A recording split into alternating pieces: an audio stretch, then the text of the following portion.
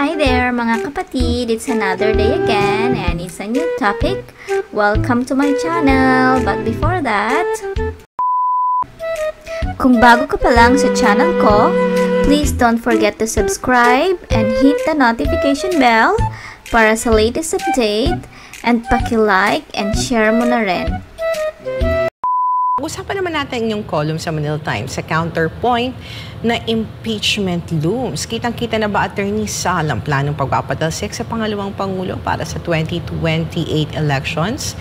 Grabe na kampanya ng mga, especially Attorney Sal, ng mga makakaliwa dyan sa Kamara. Talagang yun nang yata ang magiging role nila dyan sa Kamara. No? Sila yung magbe-build up ng impeachment case laban kay Vice President Sara Duterte. Ayan nakatakda na yan. Kaya nga yung mga naririyan, sinimula na nila na magbigay ng pundasyon. But as I said repeatedly, there is no impeachable ground. Whether yan sa confidential funds, whether yan sa pamamaraan ng paggastos ng confidential funds. But yung mga tinatawag yung mga sarili nilang the young guns, nasabi ng iba naman, anong the young guns, the young idiots? Sabi ko, hindi naman the young idiots. Sabihin na lang natin, they are the young unknowns. Mga nobodies in Congress, but they want to pluck themselves out of anonymity dahil hindi sila kilala. So, yan ang magandang plataforma para makilala sila. Bago nga, bagong mukha. Pero siguradong talagang itutuloy nila yan. Ang magiging katanungan na lang dyan, kung makakapasa sa Senado, ang mga senador ang magiging hukom. Kasi sa impeachment, ang magiging mga piskal, ang mga taga-usig ay ang mga kongresista. Tapos, ito namang mga senador, silang 24, sila ang mga hukom. So, kailangan mo majority vote to convict or to acquit. Ano ngayon ang tingin natin dyan? Kung may acquittal ba o may conviction? Una-una, kung susundin mo ang batas, walang ibang desisyon kundi acquittal. Pero hindi naman nga nila sinusunod ng batas. Kaya ang katanungan dyan, yung 24, ang matitira doon ngayon bago mag-alala, 12. Kaya kailangan yung mga matatapos na termino, papalitan mo ng 12. Ito ngayon yung halala na darating. So, depende ngayon sa mga senador kung they will be beholden to Malacanang. Kasi ang Malacanang, tanggihan man o hindi, siyempre gusto nilang matanggal ang Vice President na rapture na yung relasyon Tira. Kaya gusto nila tanggal yan. Ngayon, kung manatiling mga loyal sila, gusto na lang. Talagang matatanggal yan, mga makukonvict. Pero kung maninindigan ang majority sa kanila, ma-absuelto yan. However, regardless of the outcome of the impeachment, sabi ko dyan sa artikulo ko, makonvict man, manalo man o hindi, itakda niyo po sa bato ang sasabihin ko ngayon. Si BP Inday Sara, whether inabsuelto niyo yan o kinundik yan, ay magiging political martyr yan. Magiging bayani yan. Yan ay yayakapin ng taong bayan, magsisimpati yan, at tatahakin niya yung tinahak na landas ng kanyang ama papunta sa Panguluhan. Kaya yan ang susunod na presidente sa 2028, kahit na anong gawin niya dyan. Gusto ko basahin yung part na yan, Attorney Sal, sa article mo. You said, regardless of the outcome of the impending impeachment, VP Sara is on her way to political martyrdom. The nation, so sick of the brutish, wicked, and vicious manner in which the second highest official of the land is being subjected to, will embrace her with sympathy and affection. The 32 million plus Filipinos who voted her into office will react in righteous indignation, and those behind the mangling and mocking of the constitutional process will receive their comeuppance. If I'm tama ba yung pag-pronounce ko, Attorney Sal? Kamapans. Comeuppance. Pronounce it. It will cement her claim to rightful and deserving succession to the highest gift the sovereign people can bestow, and tow her on the path that her father, former President Rodrigo Duterte, tread when he was catapulted to the presidency. Talaga naman. Tama naman yan, alam mo. Alam mo, Ana, galing ako sa Davao, nag-meeting kami ni Presidente Duterte noong Biyernes. Nagsimula mag-meeting ng alas 8 ng gabi. Natapos kami alas 4 ng umaga. Na-miss nyo ba yung cabinet meeting, Attorney Sal? Hindi dalawang meeting namin Yung unang meeting from 8 to 12, malaking grupo. But from 12 to 4 o'clock in the morning, 4 na lang kami nag-meeting. So, marami kami pinag-usapan doon. At nung pagdating ko kasi sa Davao, ng mga alas 5, bago kami mag-meeting, pumunta ako sa SM Lanang. Nagkape ako doon. Maniwala ka, di usual na pag nandun ka, marami kang magpapapicture sa'yo. At kinuha ko yung mga yung kanilang sentimiento. Talagang sukan-sukan na raw sila sa nangyayari sa bansa. Sukan-sukan na sila sa ginagawa ni VP Sara. Talagang galit na sila. Kahapon, ako'y nasa Laguna, hanggang Tagaytay, umiikot kami. Yung mga kinainan ko, papakilala, ganun din ang mga sinasabi. Kaya they're really sick of what they're doing to VP Sara and to former President Duterte. Talagang gusto na nilang magpalit ng administrasyon. Kaya sabi ko, ang mga tao, kung lalabas lang talaga, at ang payo ko kay Presidente Duterte, gusto mo lumabas ng tao, lumabas ka sa kalsada, pati si VP Sara at yung dalawa mong kapatid. Yun, sama-sama kayo na maglakad, kahit ang Bombay ngayon ng tubig, yung mga tao sasama sa inyo. So, ayan, magkakaroon ng ng bagong kalakaran sa politika. Sa ngayon, hanggat puro lang social media, hanggat puro lang salita, wala yan. Wala pang mangyayari yan. So, kaya abangan natin kung ano mga susunod na kabanat. Thank you very much, Attorney Sal. Alam mo, Attorney Sal, sa kabila ng kaliwat kanang pag-atake kay VP Sara itong weekend, ay bumisita yung Vice Presidente natin dyan sa Tinglayan, Kalinga. Sa kanyang pagbisita, Attorney Sal, ay mainit siyang tinanggap ng mga residente doon. Ang pagbisitang ito ay bahagi ng kanyang patuloy na pakipag-ugnayan sa komunidad at para makita ng kalagayan ng ating mga kababayan para ang problema nila ay matugunan ng Office of the Vice President of the Philippines. Nagpasalamat din ito sa suporta na binigay sa kanya at kay dating Pangulong Rodrigo Duterte. Kasabay rin ng kanyang pagbisita, Attorney, nakisayaw ang ating pangalawang Pangulo sa kanilang traditional dance. Kitang-kita yung pagrespeto ni VP Sara sa kultura ng mga taga-Kalinga. At kasabay din niyan, Attorney Sal, ang pagpapatato ng Vice Presidente sa sikat na mambabatok na si Apo Wang Od. Ayan, makikita mo sa video, Attorney Sal, yan yung indigenous way ng pagpapatato na for 100 years na practice ng mga taga-Kalinga. Ayun, nadagdagan ang tattoo niya. Sakit niya, Attorney Sal. Kagabi, napanood ko yung speech niya. So, natutuwa ako sa speech niya. Sabi niya, bago ako pumunta sa Kalinga Apayao, ang bilin sa akin ng nanay ko, huwag ka magpatato. Tapos nung dumating ako sa Kalinga Apayao, tinawagan ko ang nanay ko, sabi niya, ang sinabi lang sa akin niya, huwag ka magpatato. Nagpatato pa rin siya. Hindi naman first time magpatato ni VP Sara. Kasi may tattoo na silang magkakapatid. Naalala mo, Attorney Sal, meron silang same na tattoo, silang tatlo. Nung inakusahan sila ni Trillanes sa drug. Yung tatay na lang nila hindi pa nagpapatato. Ang tattoo ay ang brand. Yeah. Brand siya, yun ang tattoo niya. Kahit walang katawan niya, talaga nakatatak na sa pangalan. Nananatili pa rin palaisipan kung tatayo nga ba bilang independent si Senadora Amy Marcos para sa 2025 midterm elections o hindi. No show nitong Biyernes ang presidential sister na si Amy Marcos sa deklarasyon ng senatorial ticket ng Alyansa para sa Bagong Pilipino para sa 2025 midterm elections. Kabilang si Amy sa 12 kandidato na susuportahan ng administrasyon. Pero sa kabila nito, binigyang diin ni Amy na mangangampanya siya bilang isang independent candidate. Minabuti kong manindigan ng mag-isa upang wag nang malagay sa alanganin ang aking ading. Para wag nang mag-alinlangan ang aking mga tunay at minamahal na kaibigan.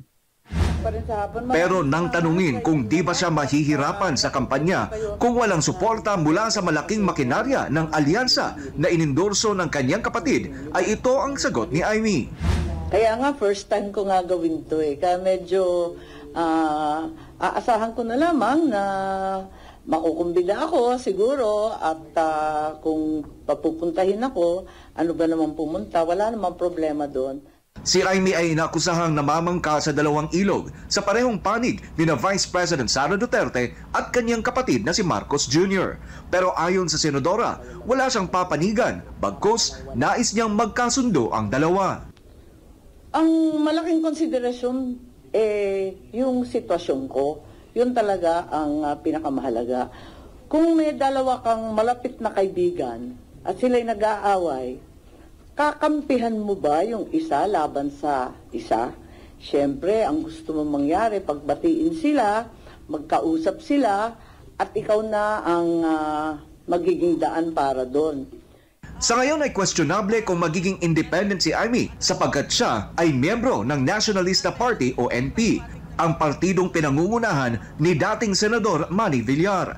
Ang NP ay kabilang sa Alyansa para sa Bagong Pilipinas. Ay kay Amy, kailangan muna niyang makipagpulong sa NP para linawin ang kanyang katayuan sa grupo. Di rin siya nakatitiyak kung kailangan pa niya ng konsultasyon sapagkat ang Alyansa para sa Bagong Pilipinas ay hindi naman rehistrado sa COMELEC.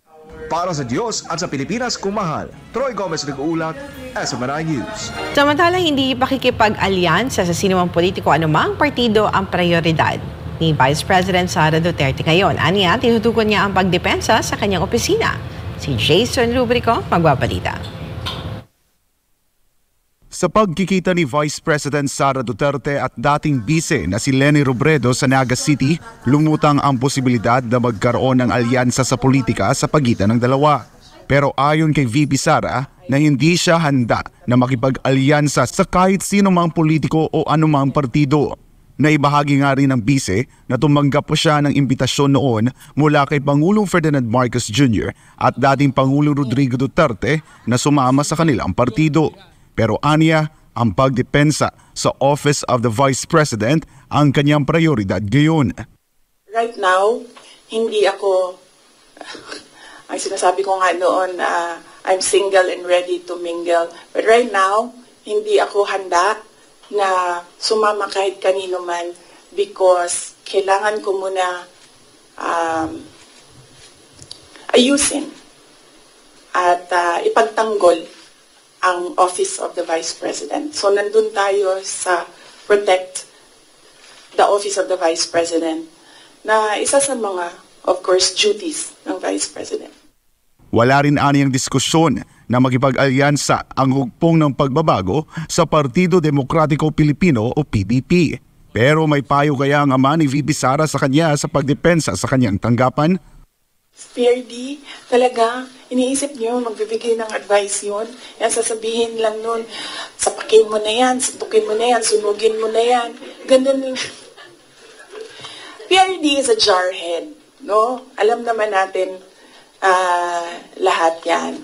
So, kung pupunta kay PRD, ang ma-expect mo doon ay galit, sigaw, at volcano eruption, ganyan. Ganyan. So wala siyang advice defending the Office of the Vice President. Samantala sa papalapit na filing ng Certificate of Candidacy para sa 2025 midterm elections, may individual ba na kakandidato pagka-senador ang i-endorso ng bise? Sa ngayon, wala. wala akong Senate slate, wala akong senators. Kasi nga sabi ko, nakatutok kami defending the office of the Vice President. I feel that that is my primary duty right now, to defend the office. Pero we'll see. Malayo pa naman kasi yung kampanya. Sa February pa siya magsisimula. So tingnan natin, baka pagdating noong February, medyo maluwang na and pwede na mangampanya. Wala rin ani VP Sara ang humihingi ng endorsement mula sa kanya para sa susunod na eleksyon.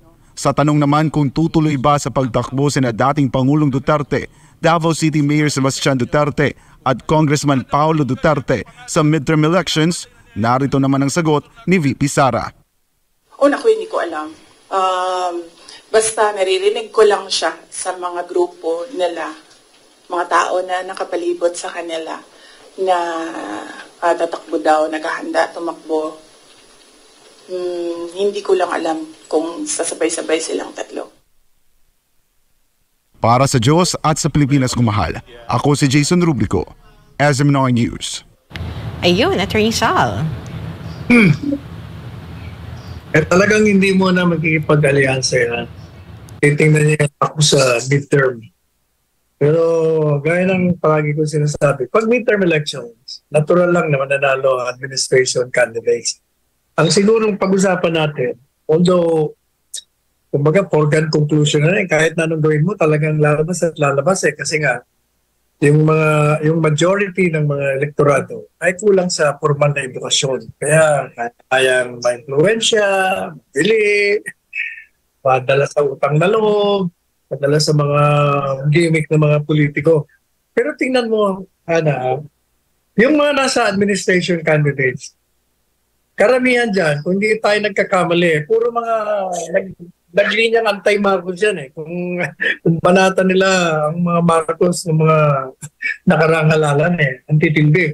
Pero nandyan lahat sila sa administration lineup. At nung naumpisa silang banata ng mga netizens na nakaalala sa mga dati nilang posisyon, biglang nagdeklara independent daw sila. O dyan mo makikita kung paano mga naging oportunista mga tao ito. Kasi para mawala yung bahid sa kanila na sila'y user taking advantage, sabi lang, hindi, independent ako. And yet, pumapayag pa rin sila na gamitin ang mga pangalan nila sa lineup, kasama pa rin sila. Kaya makikita mo, gusto nilang maglaro sa dalawang ilog o sa dalawang bangka.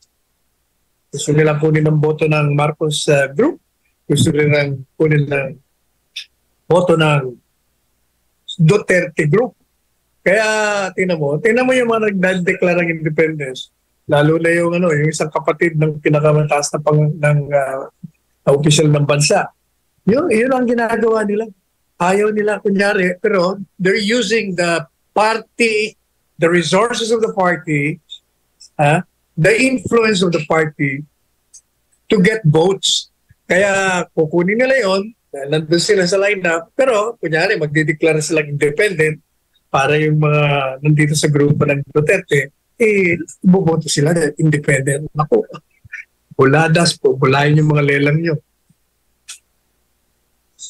Alam mo, Attorney Sal, gaya nung diniscuss ating kanina, Attorney Sal, yung votes para sa Senate, So, what we are seeing right now is yung mga ipapanalo, na gusto mapanalo ng administrasyon, yung magiging katuwang nila sakaling ipush nila yung impeachment case laban kay VP Sara. Pero pagdating sa panahon na yung Attorney Sal, labanan din ng prinsipyo Ito, Attorney Sal, kung nagkaroon ba ng gamitan sa panahon ng eleksyon, makikita din yung pagtatayo ng mga senador ng kanilang prinsipyo pagdating sa impeachment case si VP Sara. Ano sa tingin mo, Attorney Sal? Kaya tingin ko dyan, gaya-gaya, dahil naglalaro sila. Ang malaga sa kanila, manalo sila. Pag nanalo na sila, pwedeng iba na naman ang posisyon nila. Depende. Kung sa tingin nila, mas mabuti na sila'y mag-convict, magko-convict sila. Kung mas mabuti na mag-absuelto sila, mag-absuelto sila. Attorney Sal, naglatag na ng mga hakbang ang PDP laban ni dating Pangulong Rodrigo Duterte para maging matalino ang mga Pilipino sa pagboto sa 2025 midterm elections. Kung bakit, narito ang balita ni MJ Mondihar. Nagbukas ng bagong headquarters ang Partido PDP Laban araw ng Biyernes, September 27 bilang paghahanda sa 2025 midterm elections. Mismong sa Makati City na isa sa mga sentro ng komersyo sa Pilipinas ang bagong HQ. Dito raw nila gagawin ang mga symposium at voter education forums sa kanilang grassroots members. Alam naman natin heavily voted population nandito sa NCR. And so meron kami mga plano to educate, especially with the voters. Sa adina aktres at PDP Laban Vice President for Metro Manila na si Vivian Velez, mahalaga sa PDP ang voter education para iwas budol. Karamihan kasi sa kanilang miyembro sa grassroots ay nabudol sa nagdaang 2022 elections. Yeah, seminars, symposiums, and online seminars, yung mga ganyan, para, makapili ng mabuti yung ating mga voters, at hindi maging personality base. Sumuporta sa unit team ni Bongbong Marcos at VP Sara Duterte ang PDP. Pero ang mga opisyal ngayon ng partido ang subject ng congressional investigation. Nariyan ang Quadcom probe sa issue ng extrajudicial killings sa drug war ni dating Pangulong Duterte na chairman ng PDP. May banta rin ng impeachment laban kay VP Sara. Kaya iwas budol, voter education ang susi para sa 2025 elections. Alam natin kung gaano kahalaga yan, and of course, nakikita na natin, siguro sana mulat na ang ating mga voters dahil alam natin connected yan sa ating buhay, sa ating mga hanap buhay, sa ating mga pang-araw-araw na ginagawa. Naglabas na ng 12-man senatorial lineup ang administrasyon para sa 2025 election. Ilan sa mga ito ay pumuna sa nakaraang eleksyon. Ang PDP, 3 pa lang ang pinangalanang pambato sa eleksyon sa susunod na taon. Kayo na lang po ang humusga. Alam naman po natin yung word na trapo, and alam na din natin kung sino yung mga nagpe-perform at non-performance at kung sino lang yung, swaying dahil nasa admin or, Para sa Diyos sa Pilipinas kung mahal, MJ Mondihar, SM9 News. Ayun, Attorney Sal. I admire the idealism of these people. Not one urges them, but the reality is on the ground. Kahit na nung dati naman tayo palaging may educational seminar, pero ganun pa rin. Talagang ang realidad, yung masa, majority, ay kulang sa formal na edukasyon. At sigurado, uulan, ayuda, kung naman ang ating mga kababayan. Ganun pa mangyayari niya. Kaya napakahirap talaga pumasok ang isang matinong gustong magsilbi sa bayan. Walang kalaban-laban. But, hindi pa rin. Parang, kumbaga, sabi ko nga sa artikulo ko, if you notice, yung impeachment, parang train yan, bullet train. At tuloy-tuloy yan. Unless, sabi ko, di ba, unless there is a lightning that will strike these young and old lawmakers of a divine enlightenment, which is a wishful thinking. Kung hindi yung tatamaan ng kidlat ng kaliwanagan, tuloy pa rin yan. Pero parang nangangarap hindi mangyayari. Parang imposible mangyari na magkaliwanagan yan. Ito tuloy-tuloy na rin. Ganon din mangyayari sa halangan. Kahit na anong gawin mo, kung ano yung realidad, yun, hindi mo na i-educate ang lahat ng mga botante ng formal na edukasyon. Ayun. So that's the end. Thank you for watching. Please don't forget to subscribe News ko po RD. Please like and share, and don't forget to hit the notification bell. Thank you.